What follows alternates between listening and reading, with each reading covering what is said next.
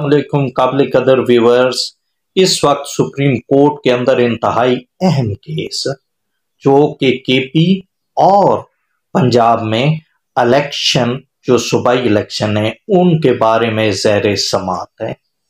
सुबह सेक्रेटरी दिफा भी पेश हुए और सेक्रेटरी खजाना भी पेश हुए। तो सेक्रेटरी दिफा पेश हुए।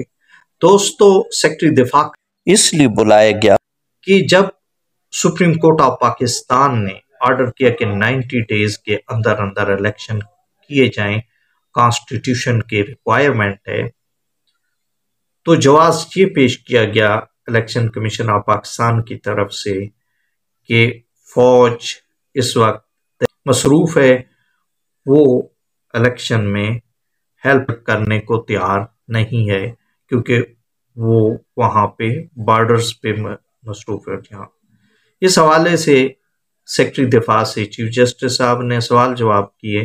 सेक्रेटरी दिफा साहब ने कहा कि जो मैं मालूमात देता हूँ तो ये दुश्मन के हाथ लग सकती हैं, ऐसी बातें होती हैं, ये सास मालूमात होती है, वो दुश्मन के हाथ लग सकती है। बहरहाल तो जज साहब ने कहा कि आप ऐसे करें, फिर इसे रिटर्न में दे। उन्होंने ये भी कहा अगर फौज बिजी है तो फिर फौज के अंदर तो मुख्तलिफ किस्म के डिपार्टमेंट होते हैं, सारे डिपार्टमेंट तो जंग लड़ने में नहीं होते। अगर फिर भी बड़ी फौज मसरूफ है तो नेवी मौजूद है, एयरफोर्स मौजूद है, उसकी बड़ी तादाद मौजूद है, तो ऐसी सूरत में उनसे हेल्प ली जाए, वो इलेक्शन में ड्यूटियां दे। ये फर्स्ट टाइम ऐसी बात है क्योंकि हमेशा से फौज बड़ी फौज ही हेल्पफुल होती है, वहाँ हेल्प करती है और इलेक्शन के अमल को फैसिलिटेट करती है। अब ये बात चीफ जस्टिस ऑफ पाकिस्तान ने की है क्योंकि आर्टिकल 190 कहता है कि एग्जीक्यूटिव और judicial authorities supreme court of Pakistan की मदद करने की पाबंद है। शेल का लफ्ज इस्तेमाल, शेल जहां भी हो वो मैंडेटरी होता है, उस पर अमल दरामद करना बहुत ज़रूरी होता है। अगर मे का लफ्ज हो तो वहाँ आपकी मर्जी है कि आप सुप्रीम कोर्ट के उस हुक्म पे अमल करें या ना करें, लेकिन जब शेल आ जाता है तो सुप्रीम कोर्ट के उस ऑर्डर को लाजमन मानना पड़ता है। इस हवाले से सवाल जवाब भी हुए।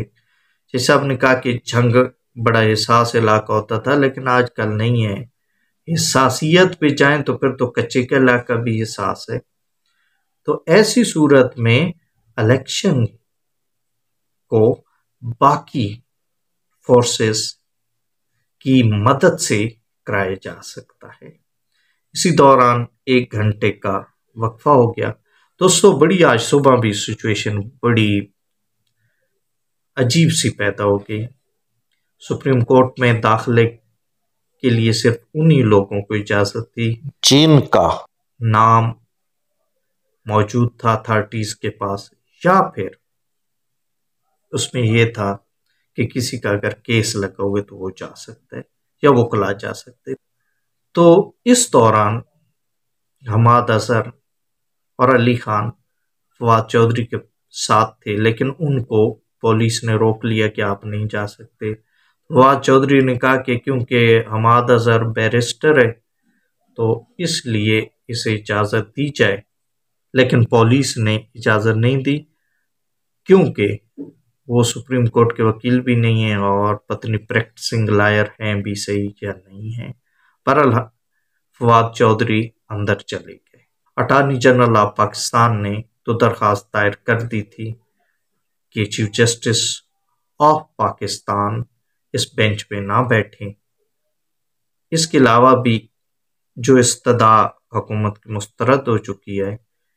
बहस के दौरान इलेक्शन कमीशन ऑफ पाकिस्तान के वकील जनाब इरफान कादर साहब की जनाब चीफ जस्टिस साहब के साथ थोड़ी सी तलख कलामी भी हुई और चीफ जस्टिस ऑफ पाकिस्तान ने उन्हें सुनने से इनकार कर दिया। दोस्तों, ये एक इंतहाई अहम केस है और पूरी आवाम को इंतज़ार है कि क्या फ़ैसला आता है। دوستو بیرسٹر اعتزاز احسن کے مطابق کہ کیونکہ فیصلہ 5 رکنی بینچ نے کیا ہے اور اس پر عمل درآمد کی petition supreme Court of Pakistan کے سامنے ہے تو پھر وہی بینچ سماعت کرے گا جس نے حکم دیا تھا الیکشن کرانے کا۔ اب دوستو میں ایک اور بات بھی بتا دوں کہ فل بینچ اس وقت بنتا ہے جب آئین کی کسی بات کی تشریح کرنی ہو۔ اب دیکھنا یہ ہے کہ اس کے اندر آئین کی تشریح موجود ہے، کوئی آئینی ابہام پیدا ہو تو پھر فل کورٹ بلائی جا سکتی ہے۔ اب دیکھتے ہیں صبح کا فیصلہ کیا ہے۔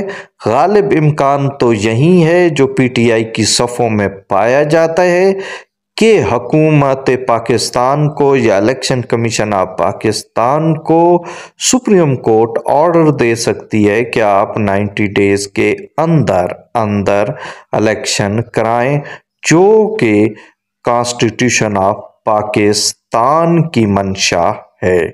تو دیکھتے ہیں ابھی کیا ہوتا ہے۔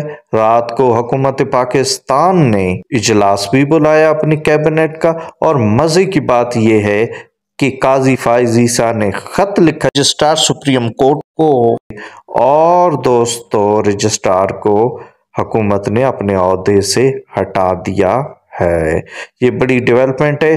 ابھی آج جو صورتحال پیدا ہوگی، جو فیصلہ آئے گا، اس وقت ہم آپ سے ہم کلام ہوں گے اور اس کے قانونی پہلوؤں کا جائزہ لیں گے۔ ابھی کچھ نہیں کہہ سکتے کیونکہ matter sub judice to Supreme Court of Pakistan ہے۔ بس دوستو دعا یہ کریں کہ جو بھی فیصلہ ہو ملک و قوم کے لیے فائدہ مند ہو۔ اس کے ساتھ میں اجازت چاہوں گا کہ آپ ہمارے چینل قانون گو ٹی وی کو سبسکرائب کریں، اسے دیکھیں، اس کی ویڈیوز کو شیئر کریں۔ اللہ حافظ۔